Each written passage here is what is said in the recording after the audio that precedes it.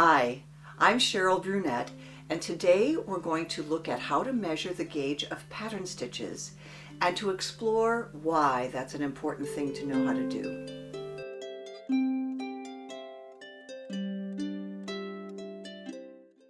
It's actually easier to measure gauge with pattern stitches than it is with stockinette stitches, because with stockinette you have to count every single stitch, whereas with a pattern stitch you just have to know how many stitches are within a pattern. This one runs from there to there, and that's 14 stitches, and from there to there.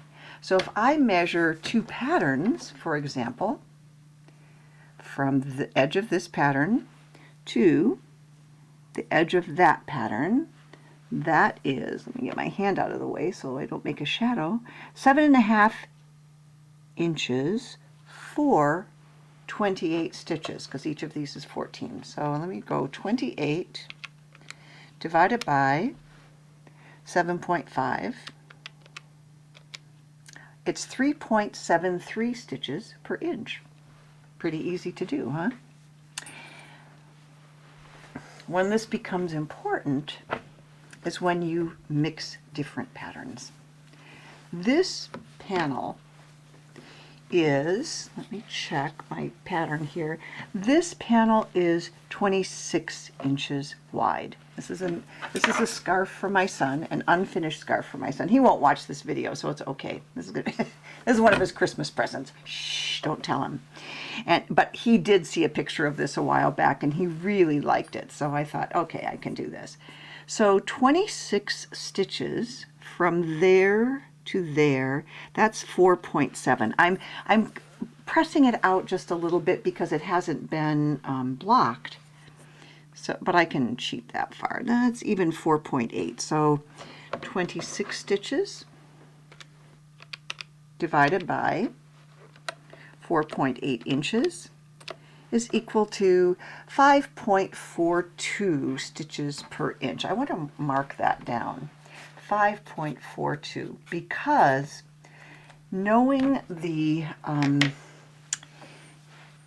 gauge of your pattern stitches, notice, oh, this is a little bit short, but notice my seed stitch down here. Cables tend to suck in. Seed stitch tends very slightly to spread out.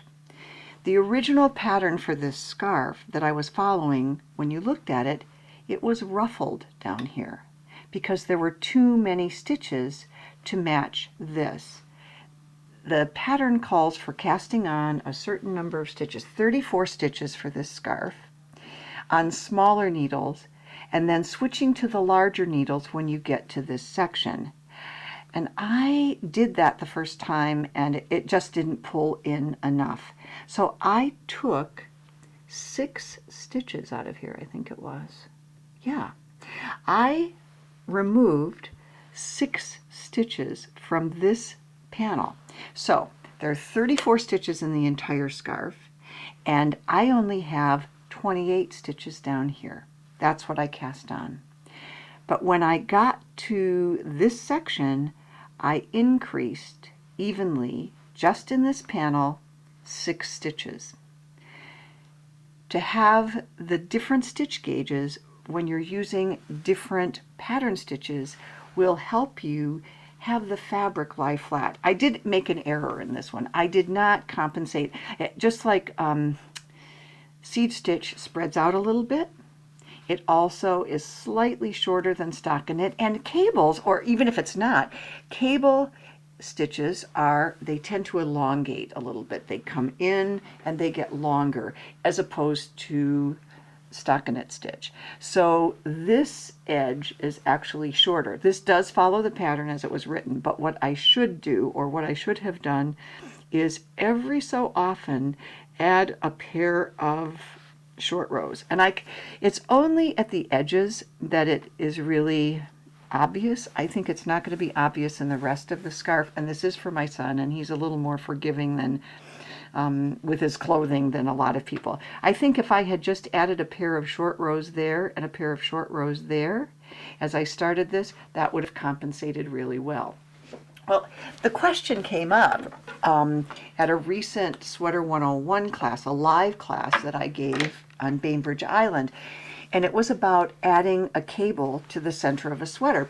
And this is a good example of it, except that this doesn't have the cable going all the way down. But if you look, you can see that the pattern stitches on the top have sucked in so that the bottom part of this sweater, and I made this before I wrote Sweater 101, and I just followed the pattern. So stockinette was wider. These 4 cable crosses were able to suck it in enough that it made a difference. Well, you don't want that in your sweater. You have to compensate for that.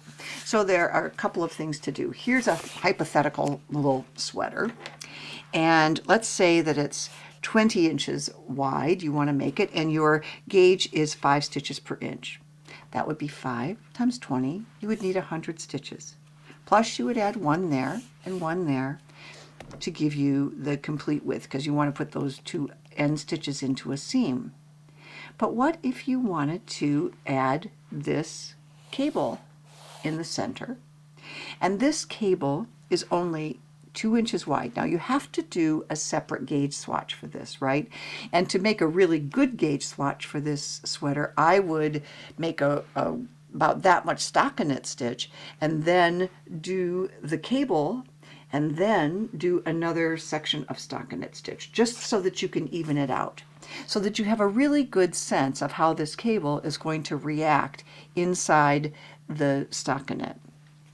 How much is it going to stretch? It probably won't stretch down very much. Seed stitch tends to be a little more distorted that way. So if you only put the 100 stitches in, this front would be too narrow, because the cable crosses will suck those stitches in. In this case, this panel is 16 stitches wide, but it's only 2 inches wide. So let's figure the gauge on that. 16 divided by 2 is equal to, that's 8 stitches per inch. All of the rest of this is 5 stitches per inch, but that's 8 stitches per inch. So how are you going to figure that in? Okay, if the entire sweater were just stockinette, you would only need 10 stitches there, right? It would be 2 inches worth, so it would be 10. But you need an additional 6 stitches. So you just have to increase 6 stitches down here, 1, 2, 3, 4, 5, 6, either on the first row that you're of the body of the sweater after you've done your band, or the last row of your rib or whatever band you've chosen down here. And then when you get up to the neckline, the last row of this pattern, you want to decrease evenly 6 stitches, 1, 2, 3, 4, 5, 6. Notice that I did not add those stitches randomly all the way across. There's a reason for that. Because if you have a rib down here and you don't add those 6 stitches right there, what's going to happen is that rib's going to flare out. The cable will actually be narrower than the rib. So when you have a pattern stitch that you want to include somewhere, you need to compensate either by adding stitches or subtracting them right in the area of that pattern stitch.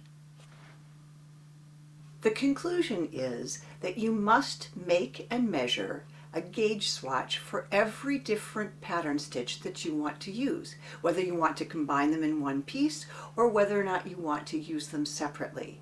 If you're making something like an afghan or a baby blanket or a scarf, it isn't quite as critical. However, if you are making a sweater and you want it to fit and you want it to look good, then it's absolutely critical that you be able to measure all the different stitches you're going to use in that garment.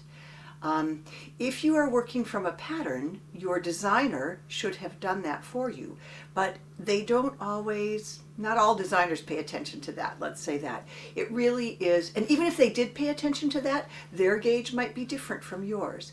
So it's your responsibility to do that, but be brave. It's just counting, it's just stitches, and that's such there's such a wonderful world full of pattern stitches to explore.